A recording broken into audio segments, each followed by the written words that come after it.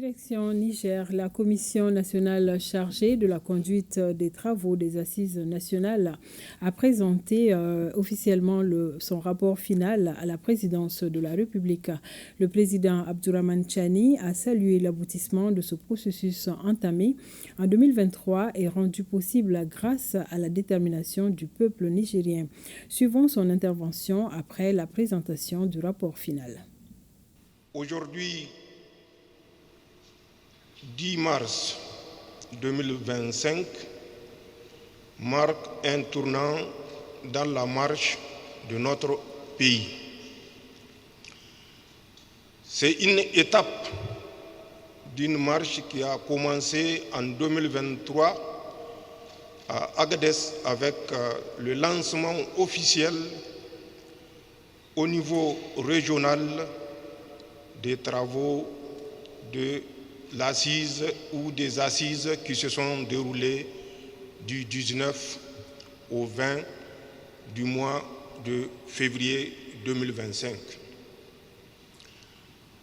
Plus d'un an après le lancement officiel, nous estimons que l'ensemble des Nigériens ont eu la possibilité de participer au débat au moment où il se déroulait, soit au centre de conférence Mahatma Gandhi ou au palais des congrès. Gardons à l'esprit que ce n'est plus le moment de rancœur, de division, d'adversité stérile. Tout ce que nous devons faire doit s'inscrire dans la défense et la préservation des intérêts du Niger. Le Niger, sans lequel nous n'aurons pas de raison d'être. Ce Niger que nous avons le devoir de défendre au prix de nos vies. Inch'Allah, nous y parviendrons, mais nous y parviendrons tous ensemble. Aucun pays ne s'est développé dans la division. Aucun pays ne s'est développé dans une lutte de clans. Aucun pays ne s'est développé en dehors de la cohésion et de l'esprit constructeur de l'ensemble de ses fils. Nous faisons face à une insécurité, comme nous l'avons toujours affirmé, une insécurité importée, et qu'il est de notre responsabilité de mettre fin à cette importation de l'insécurité dans notre Sahel. Que notre Sahel soit désormais un espace de prospérité et plus de prospérité pour l'ensemble des peuples qui y vivent plutôt qu'un espace d'insécurité, et qui dit insécurité dit misère, dit perte en vie humaine inutile. J'invite l'ensemble du peuple nigérien à apprendre dorénavant à se pardonner et à oublier. Le président du Faso, le capitaine Ibrahim Traoré, a reçu en audience le président de la République du Ghana, John Dramani Mahama, en visite de travail au Burkina Faso. Les deux chefs d'État se sont entretenus en tête-à-tête. Cette séance a été ensuite élargie aux délégations des deux pays. Le point avec Tanga Kamfado. Au palais de Koulouba, le président du Faso, le capitaine Ibrahim Traoré, et son homologue du Ghana, John Dramani Mahama, en tête-à-tête. Une séance élargie par la suite aux délégations des deux pays et qui a permis de revisiter l'excellente relation de coopération entre la République du Ghana et le Burkina Faso et de dégager des perspectives pour le renforcement de l'axe Ouagadougou-Accra.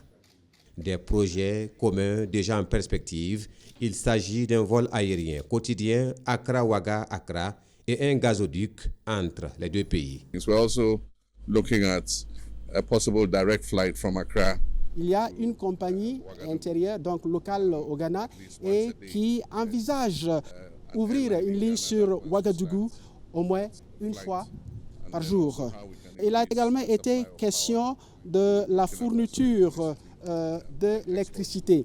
Le Ghana envisage la construction d'un gazoduc qui ira jusqu'à Balgatenga. Et nous avons foi que ce gazoduc pourrait être étendu au Burkina Faso. Les échanges entre les deux chefs d'État ont aussi porté sur l'accroissement des échanges commerciaux et le renforcement de la coopération économique entre les deux pays. Notre objectif est de fluidifier la libre circulation des personnes et des biens et de faciliter le transit des biens et marchandises du Burkina Faso à partir du Ghana. Au cours de cette séance de travail, plusieurs sujets d'intérêt commun ont également été abordés. Au titre des questions sécuritaires, le président du Ghana a insisté sur la nécessité de mutualiser les efforts pour combattre ensemble le cancer du terrorisme. In Africa, we say when your neighbor's house is on fire. En Afrique, on dit que lorsque la maison de ton voisin est en feu, vous avez intérêt à lui porter secours pour que le feu ne s'étende pas à votre maison. Pour moi, le terrorisme est une sorte de cancer et lorsque l'attaque pas de front d'entrée de jeu, il peut s'étendre à tout le corps et contaminer d'autres organes. Au cours de son point de presse de fin de séjour, le président John Dramani Mahama a rappelé la proximité géographique et historique entre la République du Ghana et le Burkina Faso et a inscrit son voyage dans la tradition africaine qui recommande que les voisins se rendent visite. Il a également saisi l'occasion pour traduire toute sa reconnaissance au président du Faso, le capitaine Ibrahim Traoré, qui avait fait le déplacement d'Accra pour son investiture en janvier dernier. Du rêve à la désillusion, ainsi se résume l'expérience de Abbas, un homme embarqué dans une aventure suicidaire, celle d'évoluer aux côtés d'un groupe terroriste alors qu'il était sur le point de rejoindre sa base de recrutement. Abbas tombe dans les mailles des FDS. Dans cette aventure, il a entraîné son épouse et ses 3 enfants. Le récit de Bienvenue Taoussa. Son nom est Abbas, 30 ans. Il est père de 3 enfants qu'il entraînait pourtant dans un suicide et leur mère avec. Je me demande toujours si c'était la malédiction ou si c'est la volonté de Dieu. La seule certitude que j'ai dans cette situation est que j'ai désobéi à ma mère et j'ai négligé les capacités des FDS. Abbas a été interpellé avec toute sa famille alors qu'il rejoignait une base terroriste dans le nord du Burkina.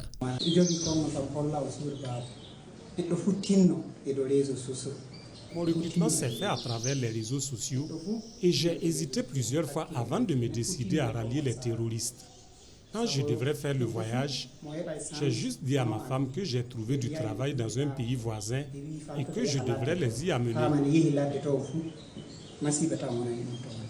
Ayant deviné le motif réel du voyage, la mère de Abbas s'y oppose, mais il ne reviendra pas sur sa décision. Abbas embarque sa femme et ses enfants dans cette aventure périlleuse. Je n'approuve pas ce voyage. Ma mère me l'a répété. J'avais en effet hâte de retrouver le paradis que les recruteurs me promettaient. Avant de partir, Abbas était conscient de la présence des FDS sur toutes les voies, mais pensait pouvoir tromper leur vigilance. Nous avons été appréhendés sans même avoir fait la moitié du parcours. Notre mise en déroute m'a ouvert totalement les yeux et j'ai compris aussi grâce au témoignage de mes co-détenus terroristes que les promesses qui m'ont été faites n'étaient que du vent.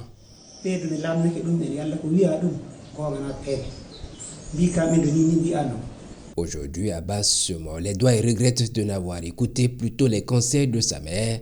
Il invite tout le monde à faire attention aux réseaux sociaux et ne pas tomber dans la facilité.